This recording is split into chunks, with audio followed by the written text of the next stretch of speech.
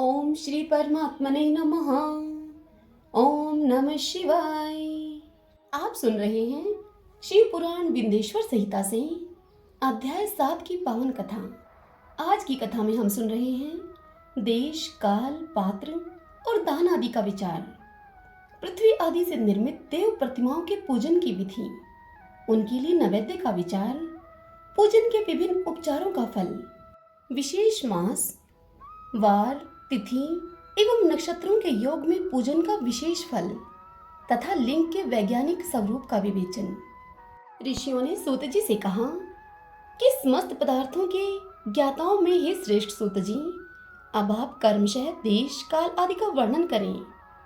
तब सूत जी उनसे बोले कि महर्षियों, देव यज्ञ आदि कर्मों में अपना शुद्ध ग्रह समान फल देने वाला होता है, अर्थात अपने घर में किए हुए देवयज्ञ आदि शास्त्रों उक्त फल को सम मात्रा में देने वाले होते हैं। गौशाला का स्थान घर की अपेक्षा 10 गुना फल देता है। जलाशय का तट उससे भी 10 गुना महत्व रखता है। और जहाँ पर बेल, तुलसी एवं पीपल वृक्ष का मूल निकट हो, वह स्थान जलाशय के तट से भी 10 गुना फल देने वाला होता है। देवालय को उससे भी 10 गुने महत्व का स्थान जानना चाहिए। देवालय से भी 10 गुना महत्व रखता है तीर्थ भूमि का तट। उससे 10 गुना श्रेष्ठ है नदी का किनारा, और उससे भी 10 गुना उत्कृष्ट है तीर्थ नदी का तट, और उससे भी 10 गुना महत्व रखता है सप्त गंगा नामक नदियों का तीर्थ। गंगा, गोदावरी, कावेरी, ताम्रपर्णी, सिंधु, सरयू और नर्मदा, इन 7 नदियों को सप्त गंगा कहा गया है। समुद्र के तट का स्थान इनसे भी 10 गुना पवित्र माना गया है, और पर्वत के शिखर का प्रदेश समुद्र तट से भी 10 गुना पावन है। सबसे अधिक महत्व का वह स्थान जानना चाहिए जहाँ पर मन लग जाए। हे ऋषियों, यहाँ तक देश का वर्णन हुआ। अब आपसे काल का तारतम्य बताया जाता है। सतयुग में यज्ञ, दान आदि कर्म पूर्ण फल देने वाले होते हैं, ऐसा जानना चाहिए। त्रेता युग में उसका 3/4 फल मिलता है। द्वापर में सदा आधे ही फल की प्राप्ति कही गई है, और कलयुग में तो 1/4 ही फल की प्राप्ति समझनी चाहिए, और आधा कलयुग बीतने पर उस 1/4 फल से भी उसमें से भी 1/4 कम हो जाता है। शुद्ध अंतःकरण वाले पुरुष को शुद्ध एवं पवित्र दिन समफल देने वाला होता है। हे विद्वान ब्राह्मणों, सूर्य संक्रांति के दिन किया हुआ सत्कर्म पूर्वोक्त शुद्ध दिन की अपेक्षा 10 गुना फल देने वाला होता है, यह जानना चाहिए। उससे भी 10 गुना महत्व उस कर्म का है जो विषु नामक योग में किया जाता है। दक्षिणायन आरंभ होने के दिन, अर्थात कारक की संक्रांति में किए हुए पुण्य कर्म का महत्व विषु से भी 10 गुना माना गया है। उससे भी 10 गुना मकर संक्रांति में, और उससे भी 10 गुना चंद्र ग्रहण में किए हुए पुण्य का महत्व है। सूर्य ग्रहण का समय सबसे उत्तम है। उसमें किए हुए पुण्य कर्म का फल चंद्र ग्रहण से भी अधिक और पूर्ण मात्रा में होता है। इस बात को विज्ञ पुरुष जानते हैं। जगत रूपी सूर्य का राहु रूपी विष से संयोग होता है, इसीलिए सूर्य ग्रहण का समय रोग प्रदान करने वाला है। अतः उस विष की शांति के लिए उस समय स्नान, दान और जप करें। वह काल विष की शांति के लिए उपयोगी होने के कारण पुण्यप्रद माना गया है। जन्म नक्षत्र के दिन तथा व्रत की पूर्ति के दिन का समय सूर्य ग्रहण के समान ही समझा जाता है, परंतु महापुरुषों के संग का काल, अर्थात महान पुरुषों के संग का समय करोड़ों सूर्य ग्रहण के समान पावन है, ऐसा ज्ञानी पुरुष जानते मानते हैं। तपोनिष्ठ योगी और ज्ञाननिष्ठ यति ये पूजा के पात्र हैं, क्योंकि ये पाप के नाश में कारण होते हैं। जिसने 24 लाख गायत्री का जप कर लिया हो, वह ब्राह्मण भी पूजा का उत्तम पात्र है। वह संपूर्ण फलों और भोगों को देने में समर्थ है। जो पतन से त्राण करता, अर्थात नरक में गिरने से बचाता है, उसके लिए इसी गुण के कारण शास्त्र में पात्र शब्द का प्रयोग होता है। वह दाता का पातक से त्राण करने के कारण पात्र कहलाता है, इसीलिए वह गायत्री कहलाती है।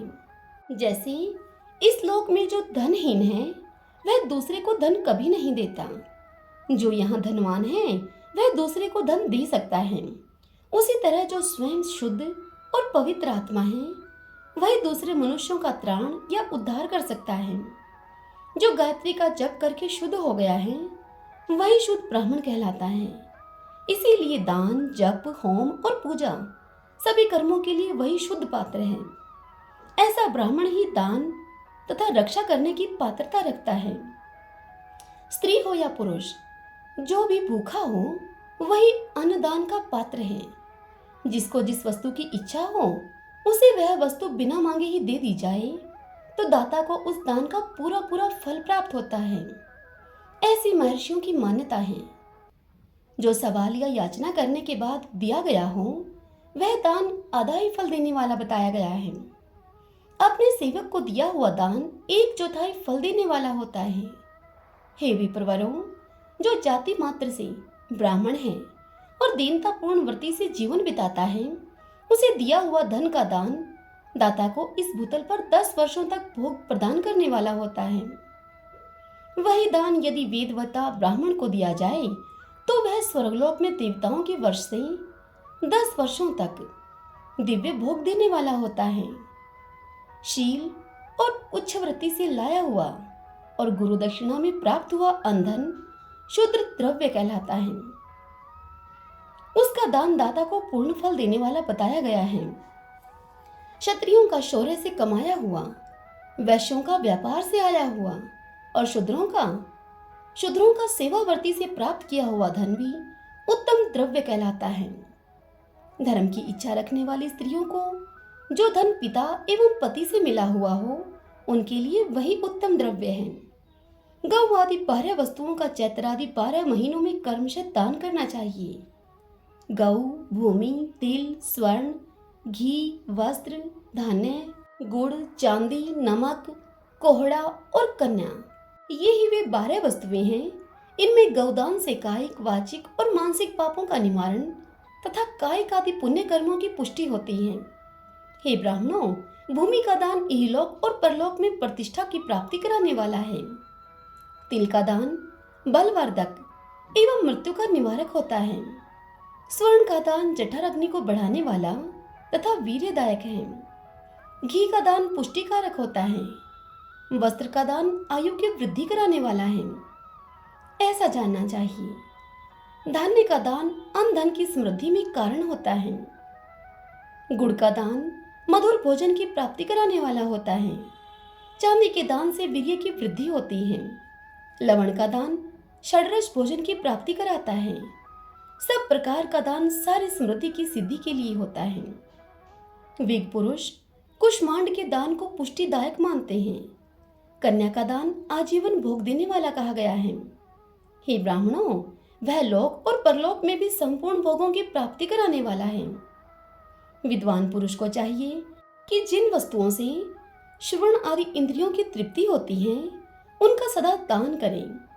श्रोत्र आदि 10 इंद्रियों के जो शब्द आदि 10 विषय हैं, यदि उनका दान दिया जाए तो वे भोगों की प्राप्ति कराते हैं तथा दिशा आदि इंद्रिय देवताओं को संतुष्ट करते हैं। वेद और शास्त्र को गुरुमुख से ग्रहण करके गुरु के उपदेश से अथवा स्वयं ही बोध प्राप्त करने के पश्चात जो बुद्धि का यह निश्चय होता है कि कर्मों का फल अवश्य मिलता है, इसी को उच्च कोटि की आस्तिकता कहते हैं। भाई बंधु अथवा राजा के भय से जो आस्तिकता, बुद्धि या श्रद्धा होती है वह कनिष्ठ श्रेणी की आस्तिकता है जो कि सर्वथा दरिद्र है। इसीलिए जिसके पास सभी वस्तुओं का अभाव है वह वाणी अथवा कर्म यानी कि शरीर के द्वारा यजन करे। मंत्र, स्तोत्र और जप आदि को वाणी द्वारा किया गया यजन समझना चाहिए तथा तीर्थ यात्रा और व्रत आदि को विद्वान पुरुष शारीरिक यजन मानते हैं। जिस किसी भी उपाय से थोड़ा हो या बहुत देवता अर्पण बुद्धि से जो कुछ भी दिया गया हो अथवा किया जाए वह दान या सत्कर्म भोगों की प्राप्ति कराने में समर्थ होता है। तपस्या और दान ये 2 कर्म मनुष्य को सदा करने चाहिए तथा ऐसे ग्रह का दान करना चाहिए जो अपने वर्ण, और गुण से सुशोभित हो, अर्थात चमक दमक या सफाई और सुख सुविधा से सुशोभित हो। बुद्धिमान पुरुष देवताओं की तृप्ति के लिए जो कुछ देते हैं वह अतिशय मात्रा में और सब प्रकार के भोग प्रदान करने वाला होता है। उस दान से विद्वान पुरुष इहलोक और परलोक में उत्तम जन्म और सदा सुलभ होने वाला भोग पाता है। ईश्वर अर्पण बुद्धि से यज्ञ दान आदि कर्म, इन कर्मों को करके मनुष्य मोक्ष फल का भागी होता है। सूत जी की इतनी बात सुनकर ऋषियों ने कहा, हे साधु शिरोमणि, अब आप पार्थिव प्रतिमा की पूजा का विधान बतलाइए, जिससे समस्त अभिष्ट वस्तुओं की प्राप्ति होती है। तब सूत जी ऋषियों से बोले, हे महर्षियों, तुम लोगों ने बहुत उत्तम बात पूछी है। पार्थिव प्रतिमा का पूजन सदा संपूर्ण मनोरथों को देने वाला है तथा दुख का तत्काल निवारण करने वाला है। अब मैं तुमसे उसका वर्णन करता हूँ, तुम लोग उसको ध्यान देकर सुनो। पृथ्वी आदि की बनी हुई देव प्रतिमाओं की पूजा इस भूतल पर अभिष्टदायक मानी गई है। निश्चय ही इसमें पुरुषों का और स्त्रियों का भी अधिकार है। नदी, पोखरे अथवा कुएं में प्रवेश करके पानी के भीतर से मिट्टी लेकर आएं, फिर गंध चूर्ण आदि के द्वारा उसका संशोधन करें, फिर शुद्ध मंडप में रखकर उसे महीन पीस लें और उसे फिर सानें। इसके बाद हाथ से उसकी प्रतिमा बनाएं और दूध से उसका सुंदर संस्कार करें। उस प्रतिमा में अंग प्रत्यंग अच्छी तरह से प्रकट हुए हों तथा वह सब प्रकार के अस्त्र शस्त्रों से संपन्न बनाई गई हो। तदंतर उसे पद्मासन पर स्थापित करके आदर पूर्वक उसका पूजन करें। गणेश, सूर्य, विष्णु, दुर्गा और शिव की प्रतिमा का, शिव का एवं शिवलिंग का द्विज को सदा पूजन करना चाहिए। षोडशो उपचार पूजन जनित फल की सिद्धि के लिए 16 उपचारों के द्वारा पूजन करना चाहिए। पुष्प से प्रोक्षण और मंत्र पाठ पूर्वक अभिषेक करें। अघानी के चावल से नैवेद्य तैयार करें। सारा नैवेद्य एक कुड़व अर्थात लगभग पाव भर होना चाहिए। घर में पार्थिव पूजन के लिए एक कुड़व और बाहर किसी मनुष्य के द्वारा स्थापित शिवलिंग के पूजन के लिए एक प्रस्थ यानी कि शेर भर नैवेद्य तैयार करना आवश्यक है, ऐसा जानना चाहिए। देवताओं के द्वारा स्थापित शिवलिंग के लिए 3 शेर नैवेद्य अर्पित करना उचित है और स्वयं प्रकट हुए स्वयंभू लिंग के लिए 5 शेर। ऐसा करने पर पूर्ण फल की प्राप्ति समझनी चाहिए। इस प्रकार सहस्त्र बार पूजा करने से वह द्विज सत्यलोक को प्राप्त कर लेता है। 12 अंगुल चौड़ा, इससे दूना और 1 अंगुल अधिक अर्थात 25 अंगुल लंबा और 15 अंगुल चौड़ा जो लोहे या लकड़ी का बना हुआ पात्र होता है, उसे विद्वान पुरुष शिव कहते हैं। उसका 8वां भाग प्रस्थ कहलाता है, जो कि 4 कुड़व के बराबर माना गया है। मनुष्य के द्वारा स्थापित शिवलिंग के लिए 10 प्रस्थ, ऋषियों के द्वारा स्थापित शिवलिंग के लिए 100 प्रस्थ और स्वयंभू शिवलिंग के लिए 1 सहस्त्र प्रस्थ नैवेद्य निवेदन किया जाए तथा तेल, जल आदि एवं गंध द्रव्यों की भी यथा योग्य मात्रा रखी जाए तो यह उन शिवलिंगों की महापूजा बताई जाती है। देवता का अभिषेक करने से आत्म शुद्धि होती है, गंध से पुण्य की प्राप्ति होती है, नैवेद्य लगाने से आयु बढ़ती है और तृप्ति होती है, धूप निवेदन करने से धन की प्राप्ति होती है, दीप दिखाने से ज्ञान का उदय होता है और तांबूल समर्पण करने से भोग की उपलब्धि होती है। इसीलिए स्नान आदि 6 उपचारों को यत्न पूर्वक अर्पित करें। नमस्कार और जप, ये दोनों संपूर्ण अभीष्ट फल को देने वाले हैं। इसीलिए भोग और मोक्ष की इच्छा रखने वाले लोगों को पूजा के अंत में सदा ही जप और नमस्कार करने चाहिए। मनुष्य को चाहिए कि वह पहले मन से पूजा करे और फिर उन उपचारों से करे। देवताओं की पूजा से उन देवताओं के लोकों की प्राप्ति होती है तथा उनके अवांतर लोक में भी यथेष्ट भोग की वस्तुएं उसे उपलब्ध होती हैं। अब मैं तुमसे देव पूजा से प्राप्त होने वाले विशेष फलों का वर्णन करता हूँ। हे द्विजों, तुम लोग श्रद्धा पूर्वक सुनो। विघ्नराज गणेश जी की पूजा से भूलोक में उत्तम अभिष्ट वस्तु की प्राप्ति होती है। शुक्रवार को, श्रावण और भाद्रपद मासों के शुक्ल पक्ष की चतुर्थी को और पौष मास में सतभिषा नक्षत्र के आने पर विधि पूर्वक गणेश जी की पूजा करनी चाहिए। सो यह सहस्त्र बार पूजा करें। देवता और अग्नि में श्रद्धा रखते हुए किया जाने वाला उसका नित्य पूजन मनुष्यों को पुत्र एवं अभिष्ट वस्तु प्रदान करता है। वह समस्त पापों का शमन तथा भिन्न भिन्न दुष्कर्मों का विनाश करने वाला है। विभिन्न वारों में की हुई शिव आदि की पूजा को आत्म शुद्धि प्रदान करने वाली समझनी चाहिए। वार या दिन, तिथि, नक्षत्र और योगों का आधार है। समस्त कामनाओं को देने वाला है। उसमें वृद्धि और क्षय नहीं होता, इसीलिए उसे पूर्ण ब्रह्मा स्वरूप मानना चाहिए। सूर्योदय काल से लेकर सूर्योदय काल आने तक एक वार की स्थिति मानी गई है, जो ब्राह्मण आदि सभी वर्णों के कर्मों का आधार है। वीर तिथि के पूर्व भाग में इस भाग में की हुई देव पूजा मनुष्यों को पूर्ण भोग प्रदान करने वाली होती है। यदि मध्याह्न के बाद तिथि का आरंभ होता है तो रात्रि युक्त तिथि का पूर्व भाग पितरों की श्राद्ध आदि कर्म के लिए उत्तम बताया गया है। ऐसी तिथि का प्रभाग ही दिन से युक्त होता है, अतः वही देव कर्म के लिए प्रशस्त माना गया है। यदि मध्याह्न काल तक तिथि रहे तो उदय व्यापनी तिथि को ही देव कार्य में ग्रहण करना चाहिए। इसी तरह शुभ तिथि एवं नक्षत्र आदि ही देव कार्य में ग्राह्य होते हैं। वार आदि का भली भांति विचार करके पूजा और जप आदि करने चाहिए। वेदों में पूजा शब्द के अर्थ की इस प्रकार योजना की गई है। पूजायते अनेन इति पूजा, यह पूजा शब्द की व्युत्पत्ति है। पुह का अर्थ है भोग और फल की सिद्धि। वह जिस कर्म से संपन्न होती है उसका नाम पूजा है। मनोवांछित वस्तु तथा ज्ञान, यही अभिष्ट वस्तुएं हैं। सकाम भाव वाले को अभिष्ट भोग अपेक्षित होता है और निष्काम भाव वाले को अर्थ परमार्थिक ज्ञान, ये दोनों ही पूजा शब्द के अर्थ हैं। इनकी योजना करने से ही पूजा शब्द की सार्थकता है। हे ऋषियों, इसी प्रकार लोक और वेद में पूजा शब्द का अर्थ विख्यात है।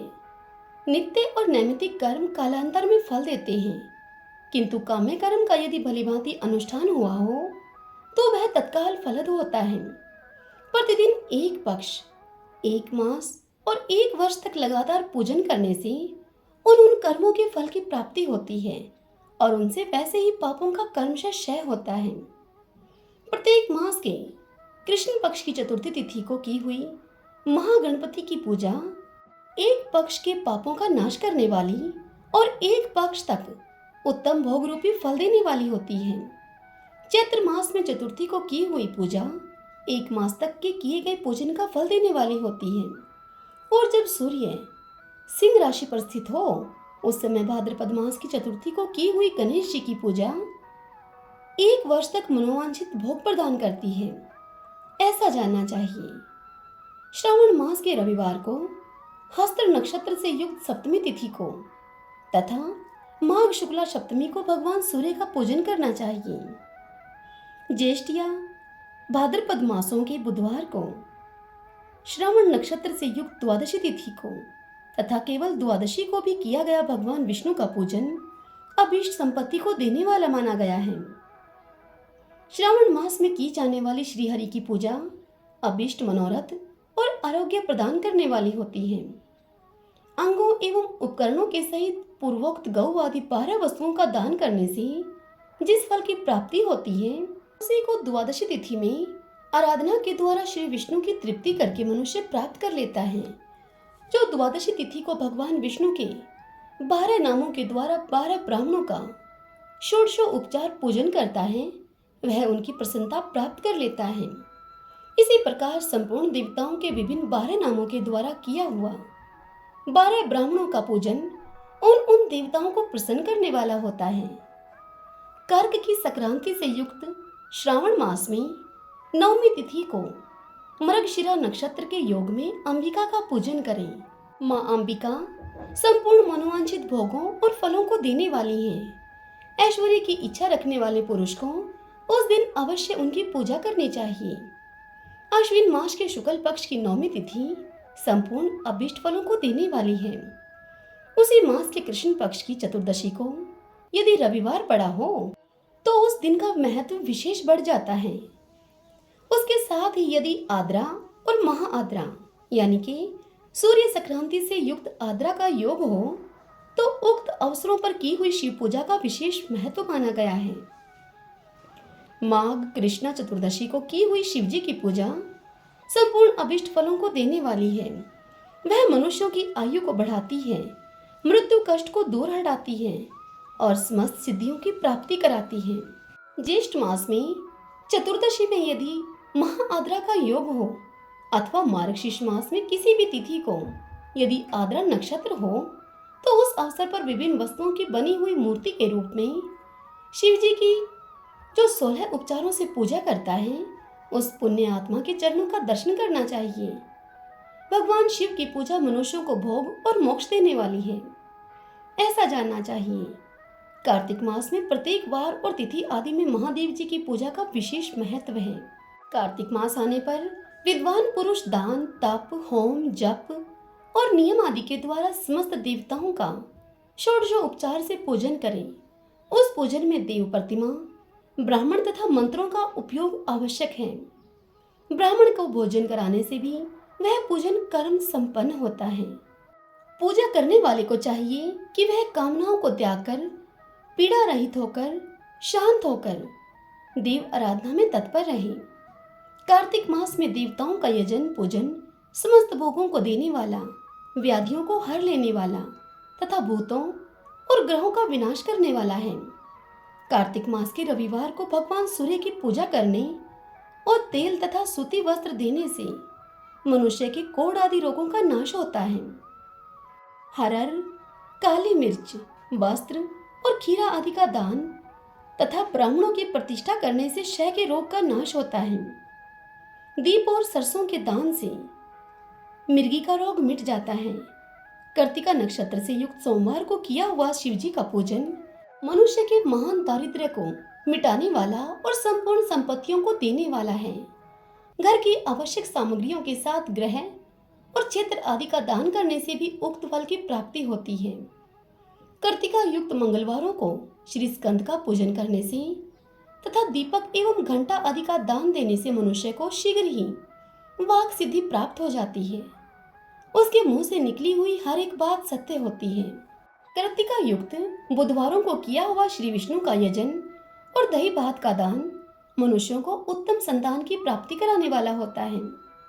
कृत्तिका युक्त गुरुवारों को धन से ब्रह्मा जी का पूजन तथा मधु, सोना और घी का दान करने से मनुष्यों के भोग वैभव की वृद्धि होती है। कृत्तिका युक्त शुक्रवारों को गजानन गणेश जी की पूजा करने से तथा गंध, पुष्प एवं अन्न का दान देने से मानवों के भोग पदार्थों की वृद्धि होती है। उस दिन सोना, चांदी आदि का दान करने से बंधिया को भी उत्तम पुत्र की प्राप्ति होती है। कृत्तिका युक्त शनिवारों को दिक्पालों की वंदना, दिग्गजों, नागों और सेतुपालों का पूजन, त्रिनेत्रधारी रुद्र, पापहारी विष्णु तथा ज्ञानदाता ब्रह्मा का आराधना और धनवंतरी एवं दोनों अश्विनी कुमारों का पूजन करने से रोग, दुर्मृत्यु एवं अकाल मृत्यु का निवारण होता है तथा तत्कालिक व्याधियों की शांति हो जाती है। लोहा, नमक, तेल और उड़द आदि का त्रिकटु यानी कि सौंठ, पीपल और गोल मिर्च, फल, गंध और जल आदि का तथा घृत आदि द्रव्य पदार्थों का और स्वर्ण, मोती आदि कठोर वस्तुओं का भी दान देने से स्वर्गलोक की प्राप्ति होती है। इनमें से नमक आदि का मान कम से कम 1 प्रस्थ यानी कि 1 सेर दान होना चाहिए और स्वर्ण आदि का मान कम से कम 1 पल होना चाहिए। धन की संक्रांति से युक्त पौष मास में उषय काल में शिवादि समस्त देवताओं का पूजन क्रमशः समस्त सिद्धियों की प्राप्ति कराने वाला होता है। इस पूजन में अग्नि के चावल से तैयार किए गए हविष्य का नैवेद्य उत्तम बताया जाता है। पौष मास में नाना प्रकार के अन्न का नैवेद्य विशेष महत्व रखता है। मार्गशीर्ष मास में केवल अन्न का दान करने वाले मनुष्यों को ही संपूर्ण अभिष्ट फलों की प्राप्ति हो जाती है। मार्गशीर्ष मास में अन्न का दान करने वाले मनुष्य के सारे पाप नष्ट हो जाते हैं। वह अभिष्ट सिद्धि आरोग्य, धर्म, वेद का सम्यक ज्ञान, उत्तम अनुष्ठान का फल, इहलोक और परलोक में महान भोग, अंत में सनातन योग यानी कि मोक्ष तथा वेदांत ज्ञान की सिद्धि प्राप्त कर लेता है। जो भोग की इच्छा रखने वाला है वह मनुष्य मार्ग शीर्ष मास आने पर कम से कम 3 दिन भी उषा काल में अवश्य देवताओं का पूजन करें और पौष मास को पूजन से खाली न जाने दें। उषा काल से लेकर संगम काल तक ही पौष मास में पूजन का विशेष महत्व बताया गया है। पौष मास में पूरे महीने भर जितेंद्रिय और निराहार रहकर द्विज प्रातः काल से मध्याह्न काल तक वेद माता गायत्री का जप करें। तत्पश्चात रात को सोने के समय तक पंचाक्षर आदि मंत्रों का जप करें। ऐसा करने वाला ब्राह्मण ज्ञान पाकर शरीर छूटने के बाद मोक्ष को प्राप्त कर लेता है। द्विजेतर नर नारियों को त्रिकाल स्नान और पंचाक्षर मंत्र के ही निरंतर जप से विशुद्ध ज्ञान की प्राप्ति हो जाती है। हे ऋषियों, सारा चराचर जगत बिंदु नाद स्वरूप है। बिंदु शक्ति है और नाद शिव है। इस तरह से यह जगत शिव शक्ति स्वरूप ही है। नाद बिंदु का और बिंदु इस जगत का आधार है। ये बिंदु और नाद शक्ति और शिव संपूर्ण जगत के आधार रूप से स्थित हैं। बिंदु और नाद से युक्त सब कुछ शिव स्वरूप है, क्योंकि वही सबका आधार है। आधार में ही आधे का समावेश अथवा लय होता है। यही सकलीकरण है। इस शकलीकरण की स्थिति से ही सृष्टि काल में जगत का प्रादुर्भाव होता है, इसमें संशय नहीं है। शिवलिंग बिंदु नाद स्वरूप है, अतः उसे जगत का कारण बताया जाता है। बिंदु देव है और नाद शिव है। इन दोनों का संयुक्त रूप से ही शिवलिंग कहलाता है। अतः जन्म के संकट से छुटकारा पाने के लिए शिवलिंग की पूजा करनी चाहिए। बिंदु रूपा देवी उमा माता हैं और नाद स्वरूप भगवान शिव पिता हैं। इन माता पिता के पूजित होने से परमानंद की ही प्राप्ति होती है। अतः परमानंद का लाभ लेने के लिए शिवलिंग का विशेष रूप से पूजन करें। देवी उमा जगत की माता हैं और भगवान शिव जगत के पिता हैं। जो इनकी सेवा करता है उस पुत्र पर इन दोनों माता पिता की कृपा नित्य अधिकाधिक बढ़ती रहती है। वे पूजक पर कृपा करके उसे अपना आंतरिक ऐश्वर्य प्रदान करते हैं। अतः हे मुनीश्वरों, आंतरिक आनंद की प्राप्ति के लिए शिवलिंग को माता पिता का स्वरूप मानकर उसकी पूजा करनी चाहिए। शिव पुरुष रूप हैं और भृगा प्रकृति कहलाती हैं। अव्यक्त आंतरिक अधिष्ठान रूप गर्भ को पुरुष कहते हैं और सुव्यक्त आंतरिक अधिष्ठान भूत गर्भ को प्रकृति कहते हैं। पुरुष आदि गर्भ है। वह प्रकृति रूप गर्भ से युक्त होने के कारण गर्भवान है, क्योंकि वही प्रकृति का जनक है। प्रकृति में जो पुरुष का संयोग होता है यही पुरुष से उसका प्रथम जन्म कहलाता है। अव्यक्त प्रकृति से महतत्व आदि के कर्म से जो जगत का व्यक्त होना है यही उस प्रकृति का द्वितीय जन्म कहलाता है। जीव पुरुष से ही बारंबार जन्म और मृत्यु को प्राप्त होता है। माया के द्वारा अन्य रूप से प्रकट किया जाना ही उसका जन्म कहलाता है। जीव का शरीर जन्म काल से ही जीर्ण होने लगता है, इसीलिए उसे जीव की संज्ञा दी गई है। जो जन्म लेता और विविध पाशों के द्वारा तनाव यानी कि बंधन में पड़ता है उसका नाम जीव है। जन्म और बंधन जीव शब्द का अर्थ ही है। अतः जन्म मृत्यु रूपी बंधन की निवृत्ति के लिए जन्म के अधिष्ठान भूत मातृ पितृ स्वरूप शिवलिंग का पूजन करना चाहिए। गाय का दूध, गाय का दही और गाय का घी, इन तीनों को पूजन के लिए शहद और शक्कर के साथ पृथक पृथक भी रखें और इन सबको मिलाकर सम्मिलित रूप से पंचामृत भी तैयार कर लें। इनके द्वारा शिवलिंग का अभिषेक एवं स्नान कराएं। फिर गाय के दूध और अन्न के मेल से नैवेद्य तैयार करके प्रणव मंत्र के उच्चारण पूर्वक उसे भगवान शिव को अर्पित करें। संपूर्ण प्रणव को ध्वनिलिंग कहते हैं। स्वयंभूलिंग नाद स्वरूप होने के कारण नादलिंग कहा गया है। यंत्र या अर्घ्य बिंदु स्वरूप होने के कारण बिंदु लिंग के रूप में विख्यात है। उसमें अचल रूप से प्रतिष्ठित जो शिवलिंग है वह मकार स्वरूप है, इसलिए मकार लिंग कहलाता है। सवारी निकालने आदि के लिए जो चरलिंग होता है वह उकार स्वरूप होने से उकार लिंग कहा गया है तथा पूजा की दीक्षा देने वाले जो गुरु या आचार्य हैं उनका विग्रह आकार का प्रतीक होने से आकार लिंग माना गया है। इस प्रकार आकार, उकार, मकार, बिंदु, नाद और ध्वनि के रूप में लिंग के 6 भेद हैं। इन 6 लिंगों की नित्य पूजा करने से साधक जीवन मुक्त हो जाता है, इसमें संशय नहीं है। हरि ओम तत्सत। श्री शिवाय नमस्तोभ्यम। भगतजनों, आज की यह कथा यहीं पर पूर्ण हुई। कल की कथा में हम सुनेंगे षडलिंग स्वरूप प्रणव का महात्म्य, उसके सूक्ष्म रूप और स्थूल रूप का विवेचन, उसके जप की विधि एवं महिमा। कल हम इस पावन कथा का रसपान करेंगे। आज की यह कथा आपको कैसी लगी, यह आप मुझे अवश्य बताइएगा और साथ ही मुझे यह भी बताइए कि कौन कौन भक्त इस श्रावण मास का विशेष लाभ लेते हुए मंत्र जाप कर रहे हैं।